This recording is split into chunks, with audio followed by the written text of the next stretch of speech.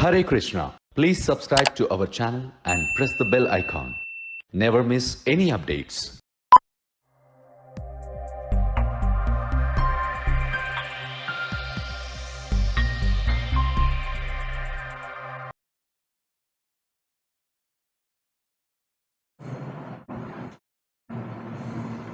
नमः ओं विष्णुपादाय कृष्णप्रेष्ठाय भूतले श्रीमते भक्तिवेदांत स्वामी इति नामिने नमस्ते सारस्वते देवे गौरवाणी प्रचारिणे निर्विशेष शून्यवादी पाश्चात्य देशतारिणे जय श्री कृष्ण चैतन्य प्रभु नित्यानंद श्री अद्वैत गदाधर श्रीवासदि गौरभक्तवृंद हरे कृष्ण कृष्ण कृष्ण हरे हरे हरे राम राम राम हरे हरे. సో ఈ రోజున శ్రీమద్ భాగవతము ఫస్ట్ క్యాంటో 4th చాప్టర్ 25వ శ్లోకం మాట. స్త్రీ శూద్ర ద్విజబంధూనాం త్రయీన శృతిగోచర కర్మ శ్రేయసి మూఢానాం శ్రేయ ఏవం భవేదిహ ఇతి భారతం ఆఖ్యానం కృపయా మునినా కృతం. Out of compassion, the great sage thought it wise that it would enable men to achieve the ultimate goal of life. Thus he compiled the great historical narration called Mahabharata for women, laborers and friends of the twice born. So ఈ రోజున ఈ వ్యాసదేవుడు మహాభారతాన్ని ఎందుకు compile అంటే గ్రంథస్థం చేశారు అని మనం చూస్తున్నాం. యాక్చువల్గా రీసెంట్గా ఈ లాక్డౌన్ జరగడంతో లాక్డౌన్ 1 జరిగినప్పుడు చాలామంది అది ఏంటంటారు దూరదర్శన్ని రిక్వెస్ట్ చేశారన్నమాట. ఏమని, ఈ రామాయణాన్ని మరియు మహాభారతాన్ని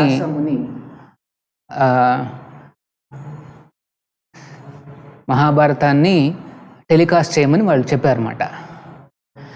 అట్లాగా రిక్వెస్ట్ చేయగానే వెంటనే గవర్నమెంట్ వాళ్ళు కూడా ఒప్పుకుని ఈ రామాయణాన్ని మహాభారతాన్ని టెలికాస్ట్ చేయడం మొదలుపెట్టారు.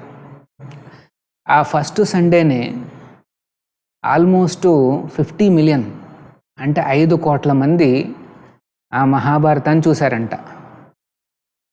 ఆ దూరదర్శన్ ఎండి ఆయన ఒక ట్విట్టర్ పంపించారన్నమాట. ఏమని, thank you for making Doordarshan number 1 channel అనేసి.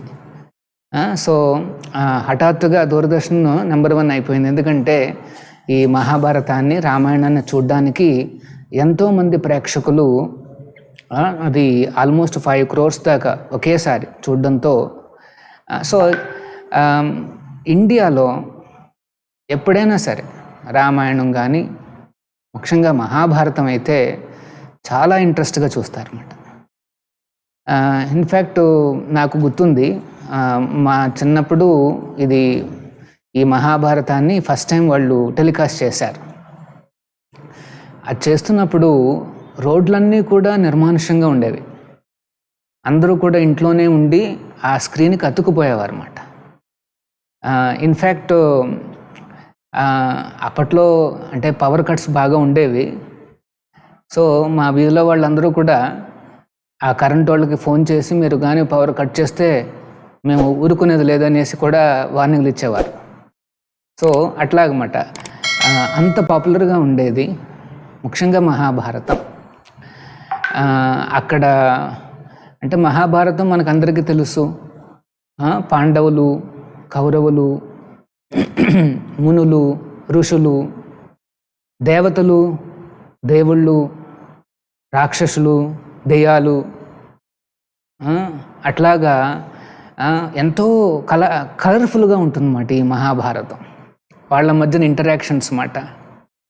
ఇవన్నీ తెలుసుకోవాలి అనేసి చాలామందికి చాలా ఉత్సుకతగా ఉంటుంది. ఎవ్రీ ఎపిసోడ్ కూడా ఏదో ఒకటి చాలా ఎగ్జైటింగ్గా ఉంటుందన్నమాట.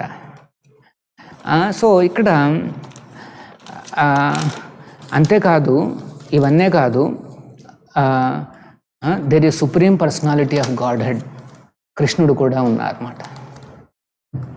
ఆ మహాభారతంలో కృష్ణుడు కూడా ఉన్నారు.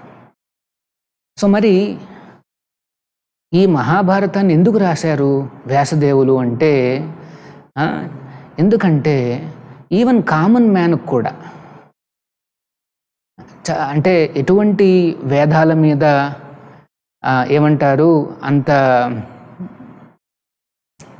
వేదాల మీద అంత పట్టు లేకపోయినా, అవి ఫిలాసఫీ అంటే పెద్దగా అర్థం కాకపోయినా, లేకపోతే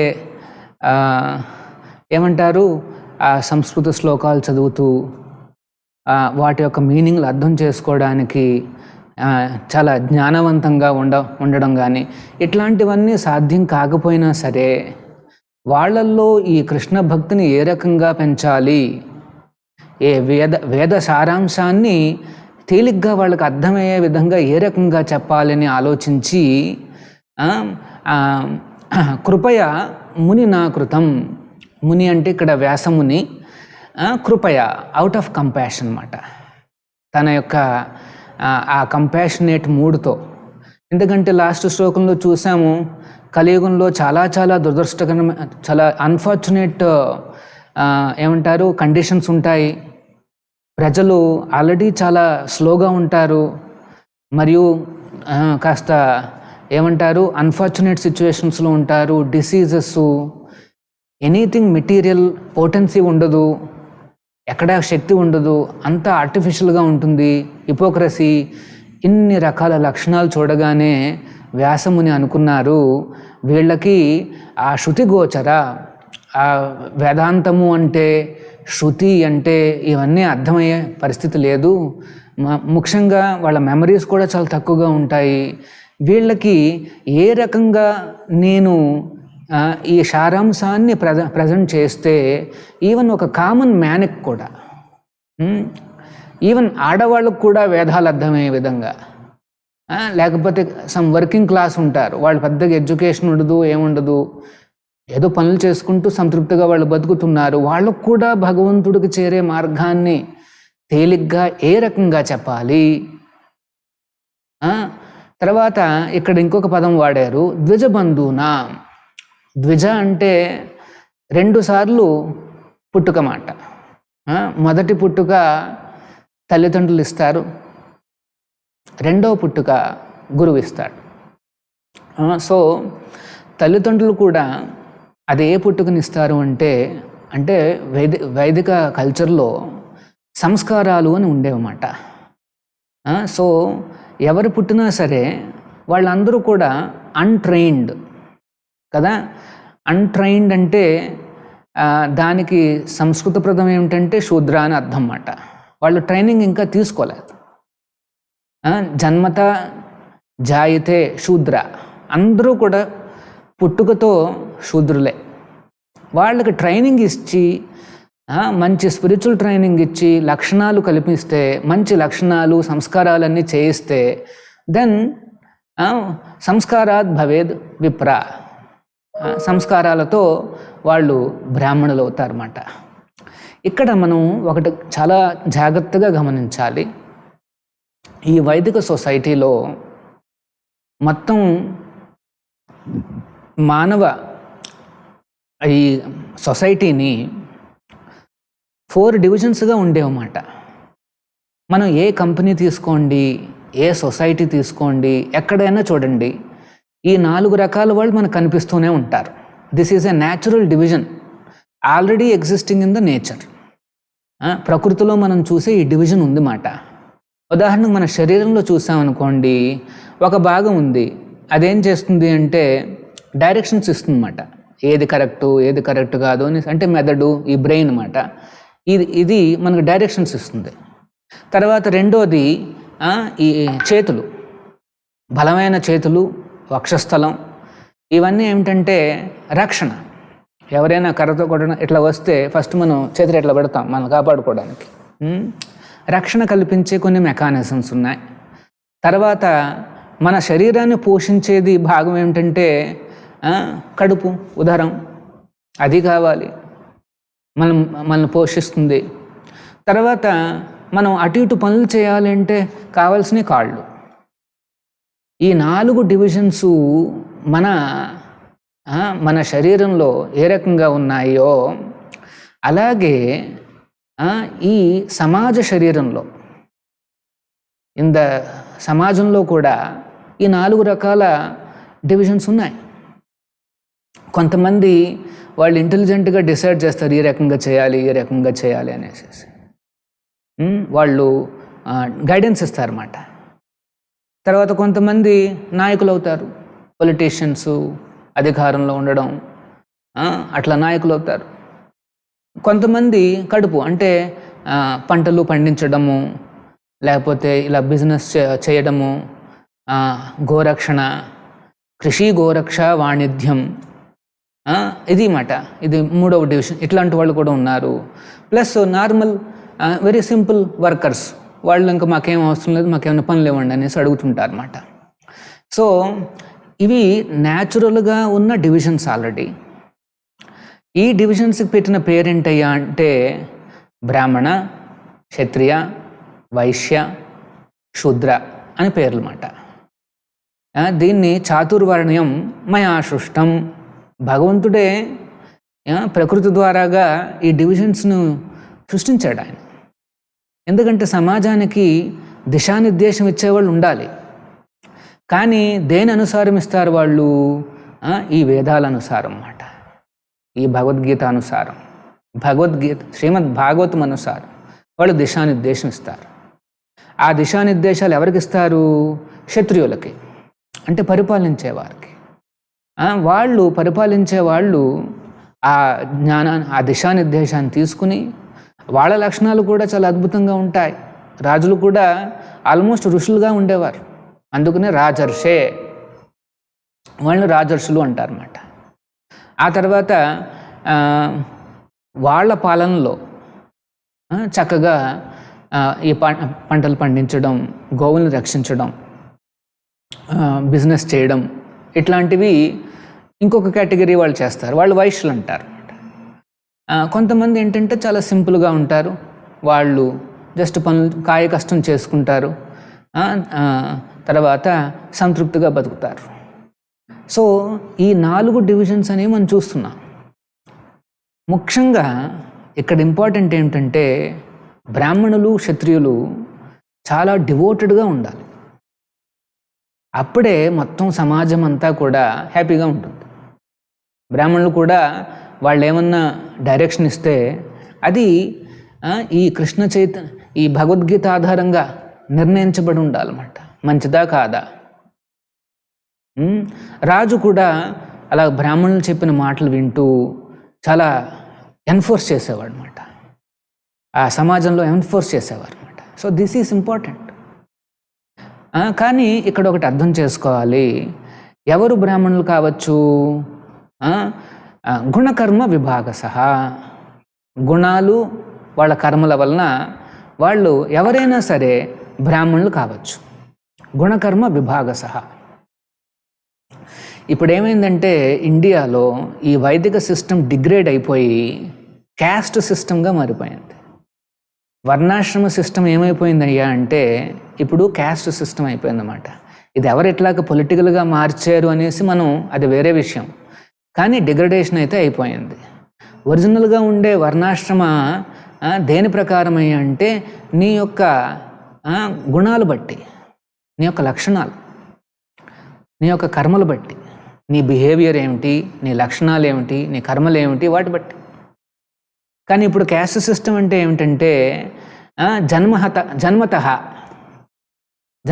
అంటే సరే ఫలానా వాడు ఏదో బ్రాహ్మణుల కుటుంబంలో పుట్టాడు, వాడు వెంటనే బ్రాహ్మణుడు అయిపోతాడు. ఎవరో క్షత్రియుల కుటుంబంలో పుట్టాడు, వాడు కూడా క్షత్రియుడు అయిపోతాడు. ఇది కాదు. భాగవతంలో కానీ భగవద్గీతలో కానీ ఇట్లాంటి సిస్టమ్ చెప్పలేదు. భగవద్గీతలో ఈ క్యాస్ట్ సిస్టమ్ లేదు, భాగవతంలో కూడా లేదు, వేదాల్లో లేదు.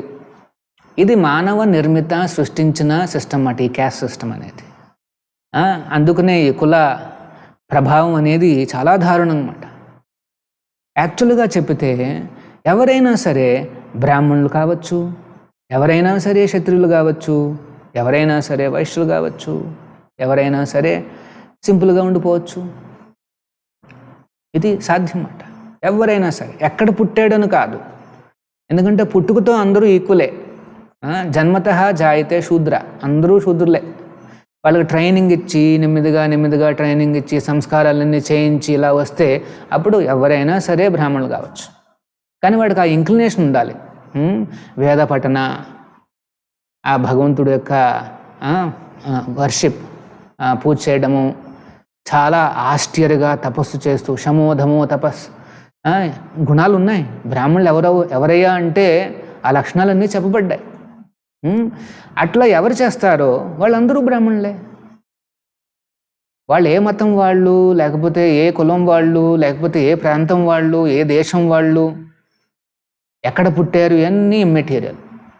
ఇవన్నీ ఇది కాదు కన్సిడరేషన్. ఎవరైనా కానీ వాళ్ళల్లో మంచి లక్షణాలు ఉన్నాయనుకోండి, అంటే బ్రాహ్మణ లక్షణాలు ఉన్నాయనుకోండి, వాడు వెంటనే బ్రాహ్మణుడు అవుతాడు.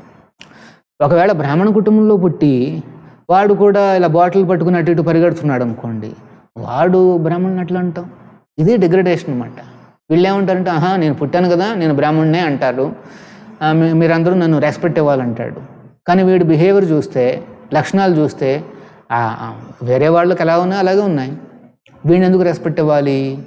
కానీ అది ఆ రకంగా ఆ కుల వ్యవస్థ ఆధారంగా ఎక్స్ప్లాయిటేషను, ఆ కుల వ్యవస్థ ఆధారంగా రెస్పెక్ట్ డిమాండ్ చేయడము, సంథింగ్ హై మనం ఎక్స్పెక్ట్ చేయడము, దిస్ ఆర్ ఆల్ డిగ్రేడేషన్స్ అన్నమాట.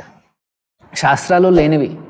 యాక్చువల్గా అట్లాగా జన్మతః డిమాండ్ చేసే వాళ్ళని ఇక్కడ ద్విజబంధు అంటున్నారు. అంటే వాళ్ళు నిజంగా ద్విజులు కాదు, అంటే బ్రాహ్మణులు కానీ క్షత్రులు కానీ వీళ్ళు కాదు, ద్విజులు కాదు, వాళ్ళ బంధువులు మాత్రమే. బంధువులు ఎవరైనా కావచ్చు. సో ద్విజబంధువునా, ఈవెన్ వాళ్ళకు కూడా బ్రాహ్మణులకు ఇంకొక ఇంపార్టెంట్ కన్సిడరేషన్ ఏంటంటే ఈ సంస్కారాలన్నీ ఉండాలి. ముఖ్యంగా పుట్టడానికి ముందే భార్యాభర్తల మధ్యన గర్భాధాన సంస్కారం అనేది జరిగేది అన్నమాట. అట్లా జరిగితే చాలా మంచి ఆత్మలు, ఒక ఏమంటారు, great soul will enter the house మాట, will enter the womb of the mother. తల్లి గర్భంలోకి ఒక చక్కటి ఉత్తమమైన ఆత్మ ప్రవేశించి ఆ శరీరం తీసుకుంటుందన్నమాట, రూపాన్ని. దానికి ఆ భార్యాభర్తలు ఇద్దరూ కూడా కలిసే ముందర ఈ గర్భాధాన సంస్కారము అని ఉంటుందన్నమాట. అంటే ఆ భగవంతుని ప్రార్థించి ఆ మనసులో ఒక మంచి భక్తుడు, చక్కటి భక్తుడు నాకు జన్మించాలని కోరుకుంటుంటే ఆ భార్యాభర్తల యొక్క కాన్షియస్నెస్ ఉందే, వాళ్ళ యొక్క చేతన, దానికి అనుసారమే ఆ పిల్లవాడు కానీ పిల్ల కానీ పుట్టుందన్నమాట. చూడండి, ఇది చాలా హైలీ సైంటిఫిక్ సీక్రెట్. ఇది మనకు మంచి ప్రోజని కావాలి అంటే, మంచి పిల్లలు కావాలి అంటే దానికి ఒక మార్గం ఉంది. ఏమిటా మార్గం? సో కలిసే ముందర ఇది గర్భాధాన సంస్కారం అని చేయాలన్నమాట. అట్లీస్ట్ ప్రభుపాదుల వారైతే ఇలాగా ఇస్కాన్లో ఎవరైనా కూడా మ్యారేజ్ చేసుకోవచ్చు. ఆ కలిసే ముందు కొన్ని రౌండ్ హరే కృష్ణ మహామంత్రం జపించమని చెప్పారు. అంటే ఆ చేతన పెంచుకోవాలి. అప్పుడు తల్లిదండ్రుల యొక్క కాన్షియస్నెస్ వల్ల ఒక గ్రేట్ సోల్ వస్తుందన్నమాట ఈ ప్రపంచంలోకి. అంత మంచి ఉత్తములు మన మధ్యన సొసైటీ మధ్యకు వస్తే సొసైటీకి ఎంతో పరివర్తన వస్తుందన్నమాట, ఎంతో మేలు జరుగుతుందన్నమాట. సో అట్లాంటి వాళ్ళు ఎంతమంది వస్తే అంత మంచిది. కానీ ట్రైనింగ్ లేక ఏమైందంటే వచ్చే వాళ్ళందరూ కూడా వర్ణశంకర అంటే వాడి యొక్క బిహేవియరు, వాడి యొక్క లక్షణాలు ఘోరంగా ఉంటాయి.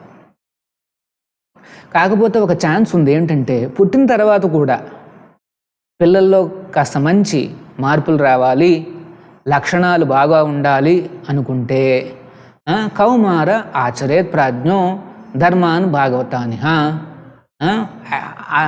కౌమార అంటే 5 ఏళ్ల నుండే ఆ పిల్లవాడికి కానీ పిల్లకి కానీ ఈ భాగవత ధర్మాన్ని నేర్పిస్తే అప్పుడు వాళ్ళల్లో మార్పులు వస్తాయి, మంచి లక్షణాలు వస్తాయి, మంచి గుణాలు వస్తాయి అన్నమాట.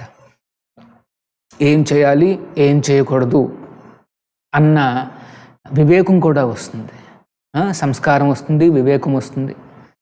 ఈ అన్ని లక్షణాలకి ఆ మార్గమే ఈ భాగవత ధర్మం అన్నమాట. అందుకనే వ్యాసదేవులు వారు చూశారన్నమాట, ఏమని, ఈ కలియుగంలో మోస్ట్ ఆఫ్ ద పాపులేషన్ అందరూ కూడా చాలా డిగ్రేడెడ్, వాళ్ళకి మెమరీస్ కూడా ఉండవు, సంస్కారాలు అంటూ ఏమి లేవు. పుట్టిన తర్వాత కూడా దశవిధ సంస్కారాలు ఉంటాయి.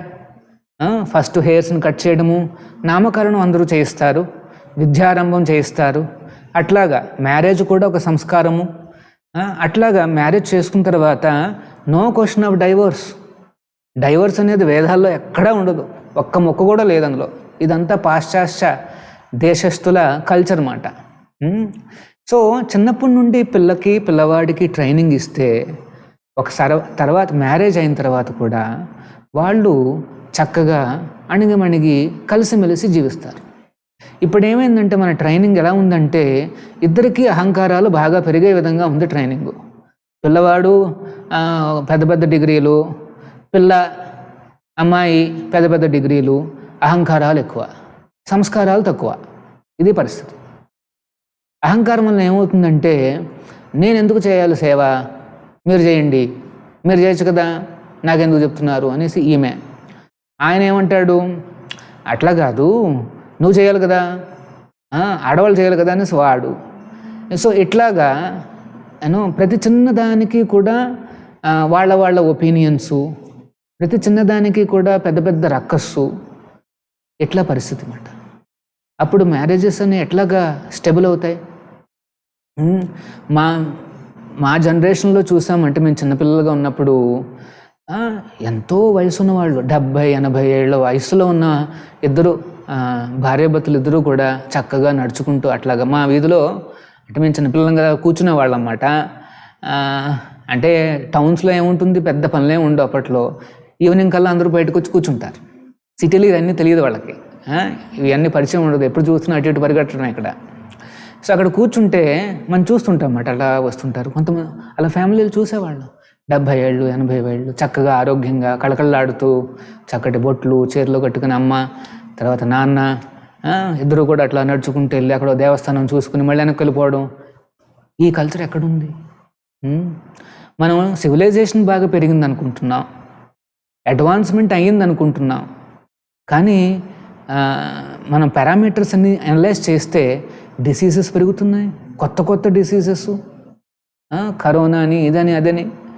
తర్వాత ఈ మనిషికి మధ్యన ఆ ప్రేమలు అనుబంధాలు అనురాగాలు తగ్గిపోతున్నాయి.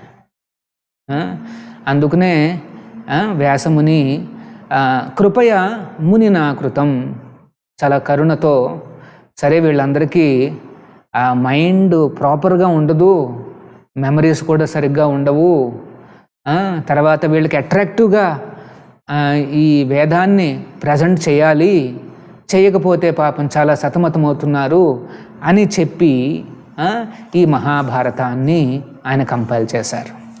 మరి మహాభారతంలో ఏమిటా విశేషం, అందరూ ఎందుకంత ఉత్సుకత చూపిస్తారు అంటే it is in a story form. ఆ వ్యాసముని రాసిన ఆ స్టోరీస్ ఇవి కాల్పనిక స్టోరీస్ కాదు, ఇవన్నీ కూడా హిస్టారికల్ ఇన్సిడెంట్స్, అంటే జరిగిన సంఘటనల్ని చాలా వండర్ఫుల్గా ఆయన కంపైల్ చేశారన్నమాట.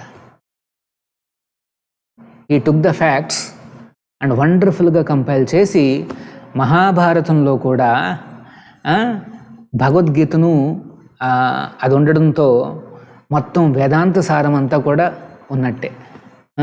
ఇది మహాభారతంలో ఏం చెప్పబడిందంటే ధర్మే చ అర్థే చ కామ చ మోక్ష చ భరతర్షభ యద్ ఇహస్తి తద్ అన్యత్రాయన్ నేహస్తి న తత్ కశ్చిత్. ఇది భాగవతంలో ఏం చెప్పబడిందంటే ధర్మార్థ కామ మోక్షానికి సంబంధించినంత వరకు మహాభారతంలో లేనిదంటూ లేదు. మహాభారతంలో ఏదన్నా ఉంటే మిగతా వాటిల్లో కూడా దొరకచ్చేమో, కానీ మహాభారతంలో ఏదైనా లేకపోతే ఇంకెక్కడ దొరకదు అంటే అన్నీ ఇందులో ఉన్నాయని చెప్తున్నాను అనమాట. సో ధర్మార్థ కామ మోక్షానికి సంబంధించినవన్నీ ఇందులో ఉన్నాయి. దాన్ని రాసింది ఎవరు అంటే ఈ మహాముని కృతే. అది ఎవరు? మన వ్యాసదేవులు. ఆయన ఎంతో కటాక్షం, అది కృపయా. లేకపోతే అసలు మనకి టచ్చే ఉండదు కృష్ణుడితో, వేదాంతంతో టచ్చే ఉండదు. ఇట్లాంటి ఇంటెలిజెంట్గా ఆయన కంపైల్ చేసి ఉండకపోతే మనకు అసలు ఐడియా ఉండదు.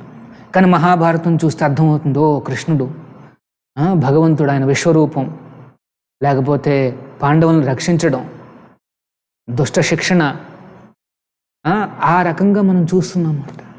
భగవంతుడు తన భక్తులకు ఏ రకంగా రక్షిస్తాడని చూస్తున్నాం. ఒకసారి ఐ థింక్ నారద ముని వాళ్ళు అనుకుంటా, ఆయన, నేను మర్చిపోయాను, ఈ ప్రశ్న అడుగుతారు. ఏమని? పాండవులు ఎంత గొప్ప భక్తులు అంటే సాక్షాత్తు కృష్ణుడు వాళ్ళ బంధువుగా ప్రవర్తించాడు. బంధువుగా, అర్జునుడికి ఫ్రెండ్గా, యుధిష్ఠిర మహారాజుకి యంగ్స్టర్గా కలిసినప్పుడు కృష్ణుడే యుధిష్ఠిరుడికి నమస్కారాలు పెట్టేవాడు. అట్లా మాట అర్జునుడిని కౌగులించుకుని నకుల సహదేవులకి ఆశీర్వాదం ఇచ్చేవాడు అన్నమాట. సో ఎంతో క్లోజ్గా ఆ దేవాది దేవుడు నారాయణుడే ఆ కృష్ణుడు వాళ్ళ మధ్యన అలా మెలుగుతూ అలా ఉంటుంటే ఒకసారి కృష్ణుడు ఈ పాండవులందరూ కూడా తన ప్యాలెస్లో పడుకుని ఉంటే బయట ఒక కత్తిని పట్టుకుని ఆ భవంతిని కాపలా కాస్తూ ఉంటాడు రాత్రంతా కూడా. అంటే మన లాంగ్వేజ్లో చెప్పాలి అంటే ఆల్మోస్ట్ సెక్యూరిటీ గార్డ్ మాట. సో కృష్ణుడు చేయని పని అంటూ లేదు. తన భక్తుల కోసం రథాన్ని నడిపాడు, సెక్యూరిటీ గార్డ్ లాగా కాపలా కాశాడు. మరి ఇంత చేసిన తర్వాత కూడా కృష్ణుడే సాక్షాత్తు దగ్గర ఉన్నప్పుడే పాండవులకు అంత కష్టాలు ఎందుకు వచ్చినాయి? సాక్షాత్తు కృష్ణుడే తనతో పాటు ఉన్నారే, మరి అన్ని కష్టాలా? వనవాసము, రాజ్యాన్ని కోల్పోవడము, తన భార్యను వాళ్ళు ఓపెన్గా కించపరచడానికి ప్రయత్నాలు చేయడము, ఏం జరుగుతోంది? అఫ్కోర్స్ ద్రౌపదిని కాపాడాడు కృష్ణుడు. తనే స్వయంగా వచ్చి అన్లిమిటెడ్ శారీని సప్లై చేసి ద్రౌపదిని కాపాడాడు. సో ఇన్ని కష్టాలు పాండవులు ఎందుకు అయ్యారు? కృష్ణుడు ఉన్నాడు కదా, మరి ఎందుకయ్యా అంటే ఎందుకయ్యా అని కాదు అడిగింది అక్కడ ప్రశ్న. అన్ని కష్టాలు పెట్టినా సరే పాండవుల్లో కృష్ణుడి మీద ప్రేమ పెరుగుతూనే ఉందంట. వాళ్ళు ఎప్పుడు కూడా కృష్ణ నువ్వు దేవాది దేవుడువు, నువ్వు నా పక్కన ఉన్నావు, అయినప్పటికీ నీ కష్టాలు ఎందుకు వస్తున్నాయని వాళ్ళు ఒక్క మాట అనలా. అంతేకాదు వాళ్ళు ఇంకా కృష్ణుడి మీద ఇంకా ప్రేమని భక్తిని పెంచుకున్నారు. ఆ కష్టాల్లో ఉన్నప్పుడు కృష్ణుని తలుచుకుంటూ ఆయన మీద ప్రేమను బాగా పెంచుకున్నారు. ఇన్ఫ్యాక్ట్ కుంతీదేవి పాండవుల యొక్క తల్లి ఏమందంటే, కృష్ణుడు వెళ్ళిపోతున్నాడు, హస్తినాపురం నుండి ద్వారకాకు వెళ్ళిపోతున్నాడు, అంటే యుద్ధం అంతా అయిపోయింది. వెళ్ళిపోతుంటే అప్పుడు కుంతీదేవి ఏమందంటే, కృష్ణ మాకు కష్టాలు బాగా ఉన్నప్పుడు నిన్ను తలుచుకుంటూ ఉండేవాళ్ళం. ఎప్పుడైనా కష్టం వస్తే మరి భక్తులు దేవుని తలుచుకుంటారు కదా, కృష్ణ నారాయణ స్వామి కాపాడు అనేసి మనం తలుచుకుంటాం కదా, తలుచుకుంటాం. సో కుంతీదేవి ఏమంటుందంటే, ఇప్పటి వరకు చాలా కష్టాలు మేము అనుభవించాం, వాటిని అన్నిటినీ నువ్వు తీర్చేశావు, యుద్ధంలో మేము నెగ్గేసాం, ఇప్పుడు కష్టాలంటూ ఏం లేవు. సో మేము మళ్ళీ మర్చిపోతామేమో, కృష్ణ మాకు ఇంకొన్ని కష్టాలు ఇవి అని ప్రార్థిస్తుంది. చూడండి, ఎవరైనా దేవుడి దగ్గరికి వెళ్ళి కృష్ణ కాస్త కష్టాలు ఇవి నాయనా అని ఎవరైనా కోరుకుంటారా? చూడండి, కుంతి ఉత్తమ భక్తురాలు. ఆమె భగవంతుని తలుచుకోవడం అనేది చాలా ఇంపార్టెంట్ ఆవిడకి. తన శరీరానికి తృప్తిగా, శరీరానికి కంఫర్ట్గా నాకు ఈ కష్టం వద్దు ఆ కష్టం వద్దు అని అడగట్లా. ఇది చాలా ఉల్టా మాట మన అండర్స్టాండింగ్ భక్తి అంటే. సో కుంతికి ప్రీతికరమైంది ఏంటయ్యా అంటే ఆ భగవంతుని కృష్ణుని తలుచుకుంటూనే ఉండాలి. మరి ఎప్పుడు తలుచుకుంటాం? కష్టాలు వచ్చినప్పుడే. సో కష్టాలు నాకు ఇవి నాయనా అని అడుగుతోంది ఆవిడ. కోర్స్ మనం కుంతీదేవి చెప్పినట్టుగా మనం అడగలేము, మనకు అంత కెపాసిటీ లేదు. ఎందుకంటే ఎక్కువ కష్టాలు వస్తే మనం మర్చిపోతాం అన్నీ. సో అందుకనే ఇక్కడ ఏంటంటే పాండవులకి అంత క్లోజ్గా ఉన్నా సరే వాళ్ళ కష్టాలకి ఇంకా గురయ్యారు. మరి గురైన తర్వాత రిజల్ట్ ఏమిటి? కృష్ణుడి మీద భక్తి ప్రేమ పెంచుకున్నారు. ఇది మాట. భక్తులు మనలాంటి భక్తులు కూడా కష్టాలు వచ్చినప్పుడు ఆ కృష్ణ ప్రసాదంగా స్వీకరించి ఆ భక్తిని, ఆ ప్రేమను, అనురాగాన్ని ఆ స్వామి మీద పెంచుకోవాలి. ఆయన క్వశ్చన్ చేయకూడదు, ఎందుకు ఇచ్చావు నాకు ఇన్ని, నేను చాంటింగ్లు చేస్తున్నాను, నేను పూజలు చేస్తున్నాను, పునస్కారాలు చేస్తున్నాను, ఒక 50 ఐటమ్స్ నీకు ఆఫర్ చేశాను, నైవేద్యం పెట్టాను, అయినప్పటికీ నాకు కష్టాలు ఎందుకు వస్తున్నాయి అడగరు. వాళ్ళు కోరుకునేది ఏంటంటే ఆ కష్టాలు వచ్చినప్పుడు సరే భగవంతుడు పంపించాడు, నేను ఈ కష్టాల్లో ఏం చేయాలో నా ధర్మాన్ని నేను చేస్తూ ప్లస్ భగవంతుడి మీద ఇంకా ఆధారపడతాను. ఇప్పుడు కరోనా వచ్చింది, మనం ఏం చేయాలో చేయాలి. అంటే గవర్నమెంట్ వాళ్ళకి చెప్తున్నారు సోషల్ డిస్టెన్సింగ్ అనేది, ఇదని అదని, అవన్నీ ఫాలో కావాలి. ఫాలో అవుతూ కృష్ణుని తలుచుకుంటూ ఉండాలి. కృష్ణ, నా ధర్మాన్ని నేను చేస్తున్నాను, ఇంకా నీ ఇష్టం స్వామి, అంతా నీ మీదే ఆధారపడి ఉంది.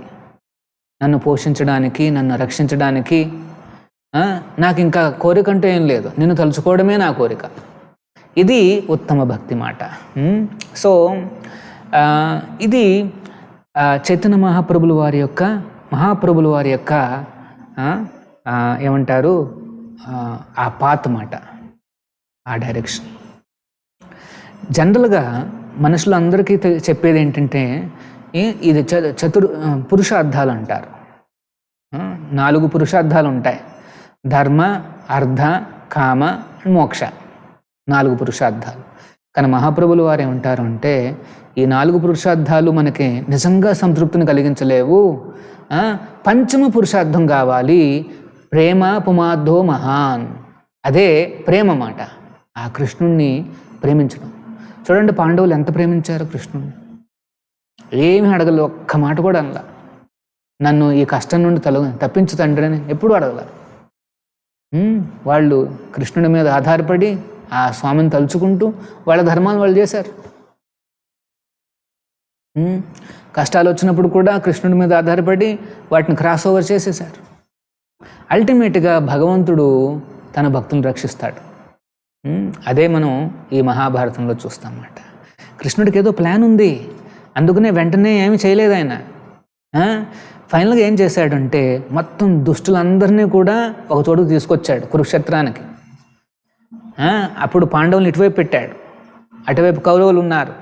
మొత్తం దుష్ట శిక్షణ అంతటికీ ఒకేసారి ఫట్ అయిపోయింది. సో అప్పుడప్పుడు కృష్ణుడు అలా వెయిట్ చేస్తుంటాడు. భగవంతుడు మాట అందరిని ఒకసారి పోగేసి ఫినిష్, ఓవర్. సో మనం ఆయన్ని అర్థం చేసుకోవడానికి మనం ఇవన్నీ చదవాలన్నమాట.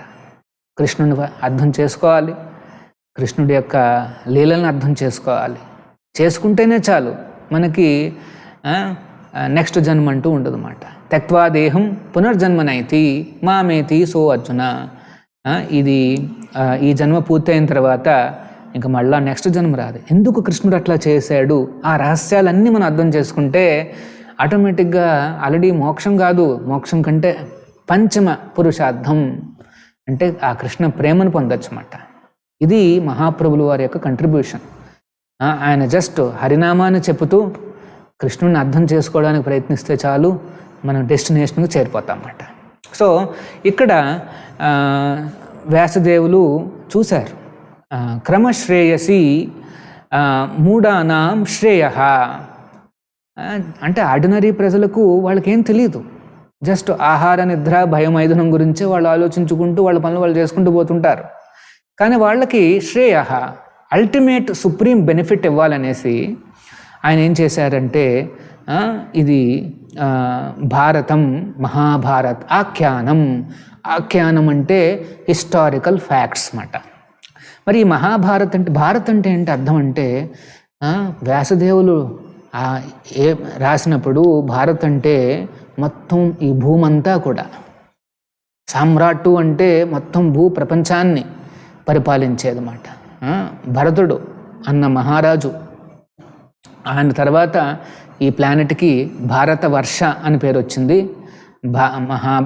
సో ఈ భారతంలో జరిగిన హిస్టారికల్ ఫ్యాక్ట్స్ అన్నీ కూడా ఆయన కంపైల్ చేశారు. దాన్నే మహాభారత్ అంటారన్నమాట. భారతం ఆఖ్యానం కృపయా, బై హిస్ మెర్సీ. ఆల్వేస్ ఈ సేజస్ ఋషులు, వ్యాసముని, వ్యాస ఋషి, వీళ్ళెప్పుడూ కూడా ప్రజల యొక్క సుప్రీం బెనిఫిట్, శ్రేయస్సు కోసం ఆలోచిస్తారు. 2 రకాల పదాలు ఉన్నాయి, ప్రేయస్సు, శ్రేయస్సు అనేసి. ప్రేయస్సు అంటే ఇమ్మీడియట్ ఎంజాయ్మెంట్ అన్నమాట. ఇంకేం ఆలోచించరు, కన్సిక్వెన్సెస్ ఏమిటి అవన్నీ ఆలోచించరు, ఇమ్మీడియట్. శ్రేయస్సు అంటే అది అల్టిమేట్ బెనిఫిట్ అన్నమాట. ఇప్పుడు ఉదాహరణకి, ఇప్పుడు కరోనా ఉంది, ఏదో లాక్డౌన్ ఇన్స్ట్రక్షన్స్ అన్నీ చెప్పారు. కొంతమంది ఏంటంటే ప్రేయస్సు కోసం, ఇమ్మీడియట్ ఎంజాయ్మెంట్ కోసం వాళ్ళు బయటకు వెళ్ళిపోయారనుకోండి, లేకపోతే ఎక్కడికైనా గర్ల్ ఫ్రెండ్కో బాయ్ ఫ్రెండ్నో కలవడానికి వెళ్ళిపోయారనుకోండి, ఇప్పుడు మరి అది ప్రేయస్, ఇమ్మీడియట్ ఎంజాయ్మెంట్. కానీ ఒకవేళ వాళ్ళకి ఆ కరోనా కానీ వస్తే అల్టిమేట్ బెనిఫిట్. అలాగే చిన్నపిల్లలు, వాళ్ళు ఎప్పుడు చూసిన రోజంతా కూడా ఆడుకుంటూనే ఉంటారు, వాళ్ళకి స్కూల్కి వెళ్ళడం అంటే ఇష్టం ఉండదు. సో ప్రేయస్సు అంటే ఇమ్మీడియట్ బెనిఫిట్, ఇమ్మీడియట్ ఎంజాయ్మెంట్ అన్నమాట. ఉదాహరణకి స్వీట్లు ఉన్నాయి, ఎవరికైనా డయాబెటీస్ ఉంది, స్వీట్ తింటే బాగా ఉంటుంది, కానీ అది ఇమ్మీడియట్ ఎంజాయ్మెంట్. కానీ అది తిన్న తర్వాత శ్రేయస్సు ఎక్కడా లేదు, ఇమ్మీడియట్గా తన హెల్త్ డిటోరియేట్ అయిపోతుంది, మళ్ళీ వెంటనే సమస్యల్లో పడతాడనమాట. సో ఈ రెండింటిని మనం జాగ్రత్తగా చూసుకోవాలి, ప్రేయస్సు, శ్రేయస్సు. శ్రేయస్సు, అల్టిమేట్ శ్రేయస్సు ఏంటంటే భగవంతుడిని చేరడం, ఆ భగవంతుడి మీద ఉత్తమ భక్తిని పెంచుకోవడం అన్నమాట. ఆయన్ని నమ్మకంతో, కృష్ణుడి మీద నమ్మకం పెంచుకోవాలి, శ్రద్ధ పెంచుకోవాలి, తర్వాత ఈ భక్తిని మనం చేయాలన్నమాట. అట్లా చేస్తే then that is our ultimate benefit అన్నమాట. మరి ఆ బెనిఫిట్ని తీసుకురావడానికే వ్యాసముని ఎంతో చక్కగా ఈ మహాభారతాన్ని కంపైల్ చేస్తారన్నమాట. ఇవన్నీ ఏవో కాల్పనికమైన స్టోరీస్ కాదు. బ్రిటిషర్సు ఇండియాలోకి వచ్చినప్పుడు ఇక్కడ చూసిన ఈ కల్చరు, ఈ సంస్కారాల్ని ఓర్వలేక ప్రవేశపెట్టిన పదం ఏమిటయ్యా అంటే మైథాలజీ అనేసి. అంటే మనకి మన వాటి మీద గౌరవం తగ్గించడానికి వాళ్ళు కొంత బ్రెయిన్ వాష్ చేశారన్నమాట. ఇవన్నీ మైథాలజీస్, ఇవన్నీ కరెక్ట్ కాదు అనేసి. అది ఏంటంటారంటే పొలిటికల్ స్ట్రాటజీ, మార్కెటింగ్ స్ట్రాటజీ అన్నమాట.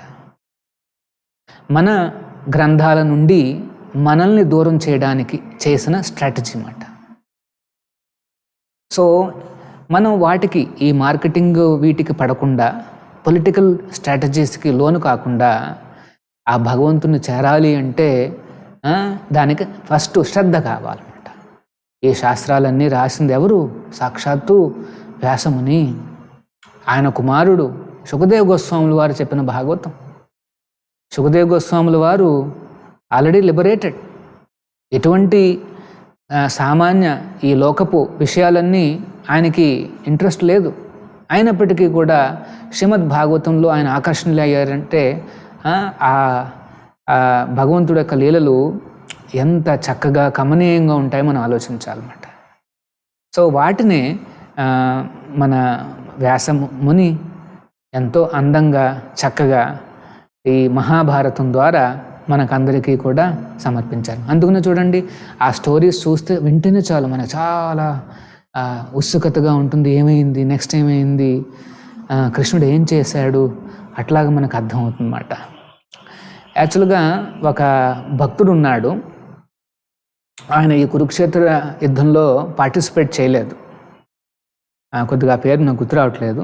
కానీ ఆ భక్తుడికి ఒక వరం ఏముందంటే యుద్ధరంగంలో ఏం జరుగుతుందో చూసే వరం ఉందన్నమాట ఆయనకి.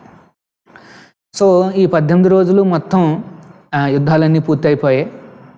అప్పుడు ఎవరో వెళ్ళి అడిగారంట ఆ భక్తుడిని, ఏం చూసావు నువ్వు 18 రోజుల పాటు, ఎందుకంటే నీకు చూసే అధికారం ఉంది కదా, మరి ఏం చూసావంటే ఆయన అంటున్నాడు, నేను జస్ట్ సుదర్శన చక్రాన్ని మాత్రమే చూస్తున్నా. కృష్ణుడి యొక్క ఆ సుదర్శన చక్రమే మొత్తం పనంతా చేసేసింది, ఇంకా నాకేమీ కనిపించట్లేదు అంటాడు. సో యాక్చువల్గా ఇదంతా భగవంతుడి యొక్క లీల. భగవద్గీతలో కూడా చెప్తాడు కృష్ణుడు, ఆల్రెడీ నేను అంతా అరేంజ్ చేసేసాను. ఆ యుద్ధంలో ఎవరు బతుకుతారు ఎవరు బతకరు ఆల్రెడీ డిసైడెడ్. ఎస్, నువ్వు జస్ట్ నిమిత్త మాత్రం భవ సవ్యసాచి. ఓ సవ్యసాచి అర్జున, నా చేతిలో నువ్వు నిమిత్త మాత్రుడుగా అంటాడు, ఒక పనిముట్టుగా అంటాడు. అంతే. అంటే భగవంతుడు చెప్పిన విధంగా నడుచుకునే ఒక పనిముట్టు, ఇది ఇన్స్ట్రుమెంట్ అంటే. సో కృష్ణుడు already is decided, almighty lord. ఈ దుష్ట శిక్షణ భక్త రక్షణకి ఆయన ఆల్రెడీ డిసైడెడ్. కానీ తన భక్తుల్ని కీర్తించడానికి, తన భక్తుల్ని పాపులరైజ్ చేయడానికి వాళ్ళకి ఆ శక్తిని ఇచ్చి వాళ్ళ పాపులరైజ్ చేస్తాడనమాట. అందుకనే మహాభారతంలో అర్జున ఈజ్ ద హీరో, శ్రీమద్ భాగవతంలో Parikshit Maharaj is the hero. యాక్చువల్గా ఈ రెండు కూడా కృష్ణుడే చెప్పేయచ్చు ఓపెన్గా, కానీ తన భక్తుల్ని, తండ్రి కదా, తన కొడుకులు తనకంటే పాపులర్ కావాలని కోరుకుంటాడంట. అట్లా కృష్ణుడు కూడా తన భక్తులు పాపులర్ అయితే ఆయన చాలా ఆనందిస్తాడు. సో ఇక్కడ అందుకని మహాభారతాన్ని వ్యాసదేవుడు కంపైల్ చేసి మనందరికీ ప్రసాదించారు. ఎవరైనా సరే, any common man or common women or anybody తేలిగ్గా అర్థం చేసుకునే విధంగా ఈ శాస్త్రాలు మనకి వ్యాసముని ఇచ్చారన్నమాట. నెక్స్ట్ మనం చూస్తాం, ఇన్ని చేసినా సరే కొద్దిగా అసంతృప్తి అనేది వస్తుంది. అది ఎందుకనేసి మనం అర్థం చేసుకుందాం. Okay, so some questions we will answer now.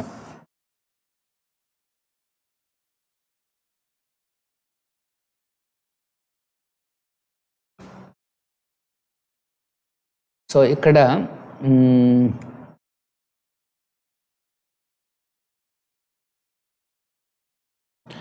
why God given power, mostly Chinese rulers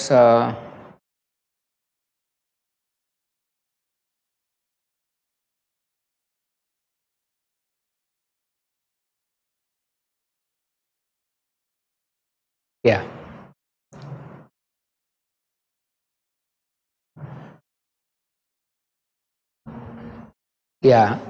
Why God given power, mostly Chinese rulers, also Chandalas only, why Lord given to power, knowledge, money, and now they are dictating the world with their technology? How can we understand this? ఇక్కడ ఈ ప్రపంచంలో మన యొక్క పూర్వకర్మలు అనేవి చాలా powerful.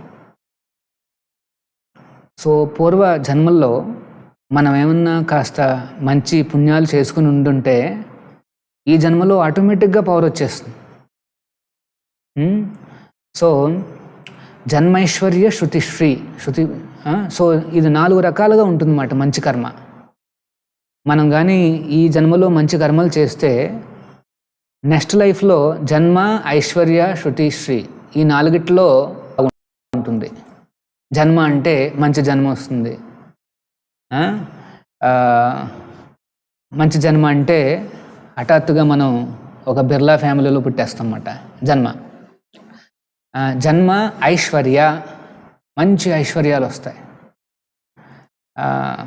అప్పటి వరకు పేదరికంలో ఉండగానే సడన్గా రిచ్ అయిపోయే అవకాశాలు ఉన్నాయన్నమాట. జన్మ ఐశ్వర్య. శృత అంటే ఎడ్యుకేషన్. చూడండి, ఒకే క్లాస్లో 10వ తరగతిలో ఒక 60 మంది ఉంటారు ఒకే క్లాస్లో. కానీ ఒకడేమో బాగా చదువుకుని ఐఏఎస్ అట్లా వెళ్ళిపోతాడు. కొంతమంది అట్లాగే మిగిలిపోయి వేరే రకంగా ఉంటారు. చూడండి ఎందుకు వచ్చింది ఆ తేడా? 10 వరకు సమానంగానే ఉన్నారు కదా, మరి తర్వాత ఎందుకు వచ్చింది తేడా? సో కొంతగా అంటే మన ప్రయత్నం కూడా చేయాలి గట్టిగా. ప్రయత్నాలు చేయకుండా అన్నీ మనకు వచ్చేయాలంటే సాధ్యం కాదు. ఈ ప్రపంచం ఎట్లా డిజైన్ అయిందంటే మనం ప్రయత్నము చేయాలి, దాని వెనకాల మనకి కొంత ఏమన్నా పుణ్యాలు ఎన్ని ఉండుంటే అప్పుడు వెంటనే రిజల్ట్స్ కూడా వస్తాయన్నమాట. సో ఇప్పుడు వాళ్ళల్లో అంత పవరు నాలెడ్జ్ అదంతా ఉందంటే ఎంతో కొంత వాళ్ళు ఏదో పుణ్యాలు చేసుకుని ఉంటారు, కానీ ఈ జన్మలో మిస్యూజ్ చేస్తున్నారు. ఇప్పుడు అది విషయం. నీ చేతిలో పవర్ పెట్టారు, నీ చేతిలో డబ్బులు పెట్టావు, కానీ నువ్వు ఆ డబ్బుల్ని పవర్ని ఎట్లా వాడుకుంటున్నావు అది చూస్తారన్నమాట. అది కానీ సరిగ్గా వాడుకోకపోతే ఈ జన్మలోనే రియాక్షన్ వస్తుంది, లేకపోతే అట్లీస్ట్ నెక్స్ట్ జన్మలోనే రియాక్షన్స్ వస్తాయన్నమాట. ఇప్పుడు ఉదాహరణకి చైనీస్ ఆ రకంగా మిస్యూజ్ చేసింది. మొత్తం చాలామంది ప్రపంచ దేశాలు వాళ్ళు గురువు అంటున్నారు, చైనా వైపు గురుని చూస్తున్నారు అన్నమాట. మనకు తెలియదు, it can lead to anything including physical war. చూడండి, సో చేసిన పనులకి రియాక్షన్స్ వస్తాయి. వెంటనే వస్తాయా మనం చూడాలి. వచ్చే అవకాశాలు ఉన్నాయి. అట్లీస్ట్ చైనా నుండి చాలా దేశాలు తమ బిజినెసెస్ అన్నిటినీ వెనక్కి తీసేసుకుంటున్నాయి. ఉదాహరణకు జపాన్ $2.2 బిలియన్ ఇన్వెస్ట్ చేసి చైనా నుండి తన కంపెనీలన్నింటినీ కూడా వెనక్కి తీసేసుకుంటుంది. So China is also under pressure. So మనం తప్పు చేసి ఏమన్నా లేకపోతే ఇంకొకరిని చంపేయడం కోసం, ఎంతోమందిని కష్టాల్లో తోయడం కోసం తపస్సు చేస్తే ఆ తపస్సును తమోగుణ తపస్సు అంటారన్నమాట. అంటే అంధకారంలో చేసిన తపస్సు అదంతా. తపస్సులో పాల్గొవచ్చు, ఈ హరినామ జప యజ్ఞంలో పాల్గొవచ్చు. జస్ట్ ఎవ్రీడే మీరు కొన్ని రౌండ్స్ చేస్తూ మాకు ఇన్ఫర్మేషన్ ఇస్తే చాలు, we will include you in the ఈ కమ్యూనిటీ మాట. సో ఆ రకంగా వీ రిక్వెస్ట్ ఎవ్రీబడి, మీరు మినిమం 1 రౌండ్ అన్నా చేయొచ్చు, 2 రౌండ్స్ అన్నా చేయొచ్చు. మీ పేర్లో independence. We came to this world మాట.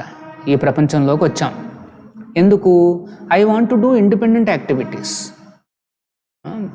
సో ఎప్పుడైతే మన ఇండిపెండెన్స్ని వదిలిపెట్టి కృష్ణుడి యొక్క భక్తిని మనం పెంచుకోవడానికి ప్రయత్నిస్తామో, అంటే మన ఇండిపెండెన్స్ని ఫ్రీ విల్ని వాడుకుని భగవంతుడి దగ్గరికి వెళ్ళడానికి ప్రయత్నిస్తున్నాం అన్నమాట.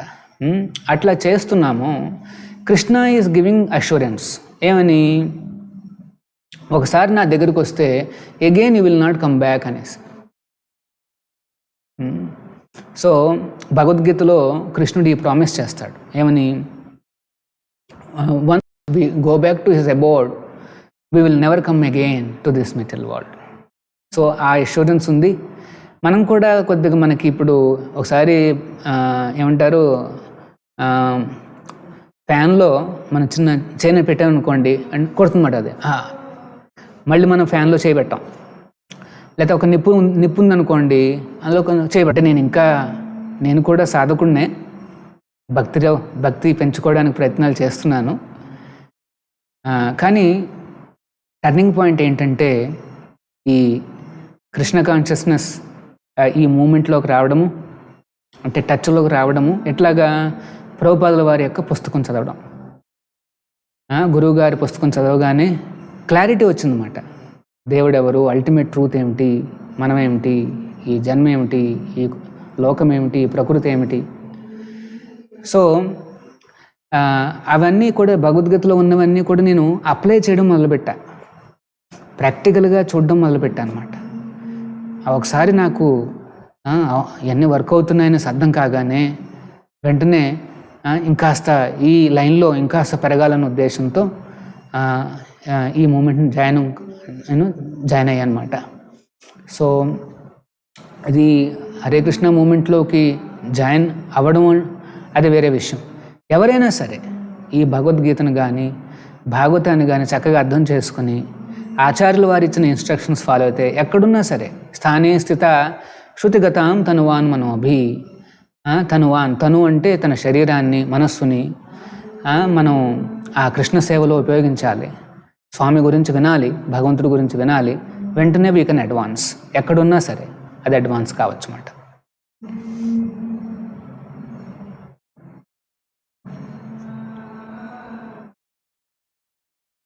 how is Akstakshari and Dwadasha Akshari mantra different from Hare Krishna Mahamantra? Why have you chosen Hare Krishna mantra only over others, as all of them are Vishnu mantras? Actually, Vishnu మంత్రాలు అనేకంగా ఉన్నాయి. In fact భగవంతుడు unlimited కాబట్టి ఆయనకి unlimited names ఉన్నాయి. అది it is a fact. ఏ నామం చెప్పినా చాలు మనకి ఆ భగవంతుడిని చేరుకునే అవకాశం వస్తుంది. నామ్ అకారి బహుదా నిజ సర్వశక్తి. నామ్ అకారి బహుదా అంటే ఎన్నో నామాలు ఉన్నాయి స్వామికి. మనం ఏ నామాన్ని జపించినా మనకి పర్ఫెక్షన్ అనేది వస్తుంది. ఎందుకంటే నిజ సర్వశక్తి, అందులో అన్ని సర్వశక్తులు ఉన్నాయి. మరి అయితే హరే కృష్ణ ఎందుకు చెప్తున్నామంటే, ఈ కలియుగంలో ఏ విష్ణు మంత్రం చెప్పాలనేసి ఉపనిషత్తులు చెప్తున్నాయి. కలిసంతరణ ఉపనిషత్తు, తర్వాత ఈ యజుర్వేదంలో చైతన్య ఉపనిషత్తు అని ఉంది, అది కూడా చెప్తాం అన్నమాట. అందుకనే ఆచార్యులు ఈ కలియుగానికి చెందిన ఈ మంత్రాన్ని మనకు ప్రసాదించారన్నమాట. ముఖ్యంగా హరే కృష్ణ మహామంత్రాన్ని జపిస్తే మనం ఆ రాధాకృష్ణుని చేరుకోగలుగుతాం అన్నమాట. గోలోకంలో ఉండే ఆ రాధాకృష్ణుని చేరుకుని ఆ భగవంతుడి సేవలో మనం నిమగ్నం కావచ్చు అన్నమాట. సో ఒకవేళ నారాయణ మంత్రం చెప్తే నారాయణ చేరుకుంటారు. కానీ ఆ మంత్రం ఎట్లా చేయాలి అని గురువు ఎన్నో ఇన్స్ట్రక్షన్స్ ఇచ్చి ఉండాలి. అట్లాంటి నాలెడ్జ్ లేకపోతే అట్లీస్ట్ ఈ హరే కృష్ణ మహామంత్రం చెప్పి మనం ఆ భగవంతుని చేరుకోవచ్చు. ప్రభుపాదుల వారు ఈ నామజపాన్ని చేయాలనేసి ఎన్నో రకాల ఇన్స్ట్రక్షన్స్ ఇచ్చారు, పర్సనల్గా చూపించారు. ఒక ఇన్స్టిట్యూషనే ఉంది ఈ నామాన్ని ప్రాపగేట్ చేయడానికి. సో మనకి ఎంతో హెల్ప్ వస్తుంది. ఈ హెల్ప్ని తీసుకుని మీరు ఈ హరే కృష్ణ మహామంత్రాన్ని జపించండి, ఆ భగవంతుని చేరుకోవచ్చు. ఏ రూపాన్ని చేరుకోవచ్చు, అది పర్సనల్గా యువర్ అట్రాక్షన్. కొంతమంది నారాయణ చేరుకోవాలనుకుంటారు, నరసింహస్వామిని చేరుకో, ఏదైనా సరే హరే కృష్ణ మహామంత్రం జపించండి, మీకు అంత మేలు జరుగుతుంది.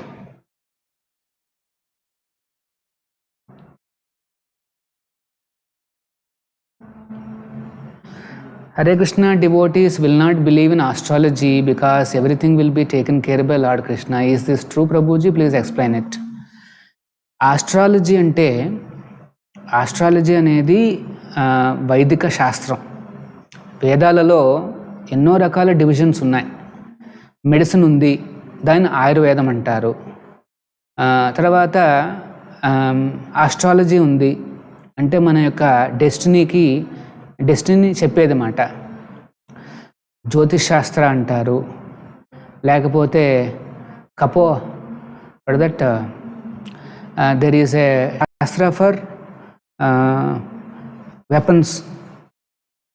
తర్వాత విమానయానానికి శాస్త్రాలు ఉన్నాయి. అంత చక్కగా ఫైన్గా ప్రిడిక్షన్ చేసేవాళ్ళు లేరు. ఆస్ట్రాలజీని చాలా క్షుణ్ణంగా అర్థం చేసుకుని చెప్పాలి అంటే వాళ్ళల్లో బ్రహ్మనికల్ క్వాలిటీస్ ఉండాలి. You should be a true బ్రాహ్మణ. అంటే బ్రాహ్మణ అంటే పుట్టుక కాదు, నేను ఆల్రెడీ చెప్పాను నా క్లాస్లో, పుట్టుక కాదు అది. బ్రాహ్మణ అంటే లక్షణాలు, ఆ స్కిల్స్ ఉండాలి, ఆ ఫైన్ స్కిల్స్ ఉండాలన్నమాట. చాలామంది ఈ కాలంలో ఏంటంటే వాళ్ళు మాకు ఆస్ట్రాలజీ అని చెప్పి ఏం చేస్తారంటే మనల్ని అందరిని భయపెట్టి ఈ రాయి కట్టుకో, ఈ డైమండ్ కట్టుకో, ఇది కట్టుకో, అది కట్టుకో అని చెప్పి డబ్బులు వసూలు చేస్తారు. కానీ ఇప్పుడు ఆస్ట్రాలజీ మనం చెప్పేది ఏంటంటే, నాయన ఇది జరగబోతోంది అని చెప్తున్నాం. ఫర్ ఎగ్జాంపుల్ కరోనా రాబోతుందని చెప్పింది అనుకోండి, ఏం చేస్తాం? సరే రాబోతోంది, వచ్చేసింది, వాళ్ళు చెప్పినట్టుగానే వచ్చింది, ఏం చేస్తాం? ఆస్ట్రాలజీ కూడా ఏం చెప్తుందంటే ఆ భగవంతుని ప్రార్థించమంటుంది, ఆ భగవంతుడినే కోరుకోమంటుంది. సో తెలిసినా తెలియకపోయినా మనం ఏదైనా ఏ సర్కమ్స్టాన్సెస్లో ఉన్నా సరే ఆ కృష్ణుణ్ణి తలుచుకుని ఆయన యొక్క శరణాగతి పొందమనే చెప్తుంటుంది. వీటన్నిటికీ అదొక్కటే మార్గం. భగవంతుడి చేతిలో మన ఏమంటారు, భగవంతుడి పాదాల దగ్గర మన లైఫ్ని పెట్టేసేసి, కృష్ణ నువ్వు ఏ రకంగా నన్ను తీసుకువెళ్తే ఇంకా నీ చేతిలో ఉందనేసి భక్తులు ఇంకా కృష్ణుడి చేతిలో మన జీవితాన్ని పెట్టేసి ముందుకు వెళ్ళిపోతుంటారు. సో అర్థమైనా అర్థం కాకపోయినా దట్ ఈస్ ద బెస్ట్. కానీ మన సంప్రదాయంలో కూడా ఈ పంచాంగాలు చూస్తారు, మంచి ముహూర్తాలు గమనిస్తారు, ఇవన్నీ కూడా యూస్ఫుల్. ఒకవేళ ఏమన్నా అవైలబుల్ అయితే మనం యూస్ఫుల్ అది. కానీ మోస్ట్ ఆఫ్ దమ్ ఏమిటంటే మన భయభ్రాంతులు చేసి బిజినెస్ చేసుకోవడానికి ప్రయత్నిస్తారు అనమాట. యాక్చువల్గా ఆస్ట్రాలజీ యొక్క పర్పస్ ఏంటంటే కృష్ణుని త్వరగా చేరే మార్గం. అంటే నాయన ఇదేదో వస్తుంది జాగ్రత్త అంటే సరి మనం జాగ్రత్తగా మొరాలిటీ అన్నీ కూడా వస్తాయన్నమాట.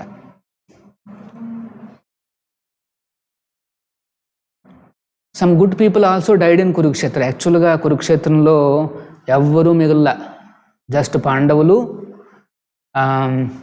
ఆ ద్రోణాచార్య యొక్క కొడుకు అశ్వత్థాముడు, చాలా కొంతమంది మాత్రమే మిగిలారు. అంతే అది భాగమాట. కానీ మనం నివసించే ప్రపంచం వేరు. ఆ రెండిటికి గ్యాప్ మనం అర్థం చేసుకోవాలి. ఆ రెండిటికి గ్యాపే కాదు, మనస్సులో ఉండే ఆలోచనల్ని మనం ప్రాక్టికల్గా తీసుకురావాలి అన్నా కూడా ఆ గ్యాప్ని పూడ్చాలన్నమాట. అందులో కూడా కొన్ని స్టెప్స్ ఉన్నాయి. లేకపోతే అనుకున్నట్లేగానే జరిగిపోతే అంతా ఇంకా మరి ఈ లోకంలో కష్టాలు ఎక్కడ? అందరూ కూడా మంచిగానే అనుకుంటారు. ఒక స్టూడెంట్ ఉన్నాడు అనుకోండి, మేము ఏమంటారు నాకు 100 మార్కులకు 100 రావాలనుకుంటాడు, లోన మనసులో బాగా అనుకుంటాడు, కానీ అది బయట జరగదు. ఎందుకంటే ఈ ప్రపంచంలో ఎన్నో రకాల రూల్స్ ఉంటాయి. లా ఆఫ్ డెస్టినీ ఉంటుంది, ఇది ఉంటుంది, అది ఉంటుంది, కాంపిటీషన్ ఉంటుంది, ఇది ఉంటుంది. ఆయన మనసులో ఎన్నో ఉండవు. మనసులో ఏంటంటే చాలా పర్ఫెక్ట్ పిక్చర్ ఉంటుంది. చూసారా? అక్కడే అలాగే మనసులో కూడా మనం ఎంతో ఎంజాయ్మెంట్ని ఊహించుకుంటాం, కానీ ప్రాక్టికల్గా అది ఉండదు. అందుకనే మనసుని ఏమంటారు అంటే క్రియేటివ్ ఎలిమెంట్ అంటారు. అది బాగా క్రియేట్ చేసేస్తుంది ఏదో ఒకటి చక్కగా, అంత కలర్ఫుల్గా కనిపిస్తుంది. కానీ యాక్చువల్గా ప్రపంచంలో అది ఉండదు. ఎందుకంటే ఎన్నో రకాల కాంపిటీషన్లు ఉంటాయి, డెస్టినీస్ ఉంటాయి, ఇవి ఉంటాయి, అవి ఉంటాయి. మరి అలా అయితే ఏం చేయాలి? సో ఆధ్యాత్మికంగా మనకి ఉదాహరణకి ప్రాక్టికల్గా భగవంతుడికి పూజ చేసే అవకాశం లేదనుకోండి. ఉదాహరణకి మీరు ట్రైన్లో వెళ్తున్నారు, మరి భగవంతుడికి పూజలు ఎట్లా చేయలేం. అప్పుడు శాస్త్రం ఏం చెప్తుందంటే మనః పూజ చేయొచ్చంట. అంటే మనస్సులో మనం ఊహించుకోవచ్చు, ఆ కృష్ణుడు రాధాకృష్ణులు ఉన్నారు, చక్కగా ఒక అగరబత్తి నేను సమర్పిస్తున్నాను, ఒక చక్కటి ఆరతి, రాధాకృష్ణునికి మంచి గోల్డెన్ కిరీటాలు, కవచాలు అన్నీ ఇచ్చాను, ఎక్కడి నుండో వచ్చిన నదుల నుండి అన్నీ తీసుకుని వాళ్ళకి స్నానాలు చేయించాను, అట్లా ఆరతులు చేస్తున్నాను, 1000 ఐటమ్స్ నేను అవన్నీ సమర్పించవచ్చు. విశేషం ఏమిటంటే మనస్సులో సమర్పించినా సరే కృష్ణుడు దాన్ని స్వీకరిస్తాడు. కృష్ణుడు స్వీకరిస్తాడు. దాన్ని మనఃపూజ అంటారు అన్నమాట. కానీ మనకి అవకాశం ఉందనుకోండి, అంటే ఈ ప్రపంచంలో, మన ప్రపంచంలో కాదు, భౌతిక ప్రపంచంలో అవకాశం ఉంది అంటే ఆ స్వామికి పూజలు చేయొచ్చు, పునస్కారాలు చేసే అవకాశం ఉన్నప్పుడు మనం నిజంగా చేసి చూపించాలి. మనసులో అనుకోవడమే కాదు, నిజంగా చేసి చూపించాలి. కానీ నియమం అంటే మనకి